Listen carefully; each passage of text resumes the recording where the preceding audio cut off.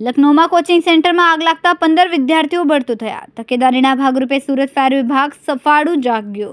સુરતના દરેક ઝોનમાં ફાયર દ્વારા સ્કૂલ, કોચિંગ સેન્ટર અને હોસ્પિટલમાં ફાયરના સાધનોની ચકાસણી શરૂ કરાઈ। જહાંગીરપુરા વિસ્તારમાં આવેલી સંસ્કાર ભારતી સ્કૂલમાં ફાયર સેફ્ટીના સાધનો ચેક કરવામાં આવ્યા। ફાયરના સાધનોની ચકાસણી કરવામાં આવી। આગામી દિવસોમાં પણ ચકાસણી શરૂ રહેશે। મારું નામ ધર્મેશ એમ પટેલ છે। હું જહાંગીરપુરા ફાયર સ્ટેશન ખાતે સબ ઓફિસર તરીકે ફરજ બજાવું છું। આજે આપણે સુરત ફાયર બ્રિગેડ દ્વારા દરેક સ્કૂલોમાં આપણે ફાયરના સાધનો કાર્યરત છે કે કેમ તેની વિશે ચકાસણી કરવામાં આવી રહી છે। એમાં આપણે ફાયરના સાધનો એમના કાર્યરત છે કે કેમ તેની વિશે, જેમ કે CO2 છે, DCP છે, હેડ એન્ડ સિસ્ટમ છે અને ઇમરજન્સી એક્ઝિટ છે, એ બધાની ચકાસણી કરી રહ્યા છે।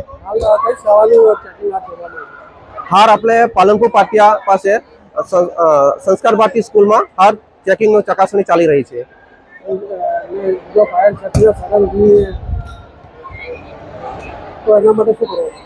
હાલ ફાયરના સાધનો કાર્યરત ન હોય તો એમને આપણે ફાયર દ્વારા ફાયર નોટિસ આપવામાં આવે છે। કાર્યરત ન હોય તો એમને પહેલા નોટિસ આપીએ છીએ, પછી એમને શોકીસ નોટિસ આપવામાં આવે છે। તે ઉપરાંત બી કાર્યવાહી ન કરે તો એમને આપણે સીલ કરી દેવામાં આવે છે। હાલ સુરત શહેરમાં અલગ અલગ ઝોનમાં અલગ અલગ ફાયરની ટીમો દ્વારા હાલ ચેકિંગ ચાલી રહી છે।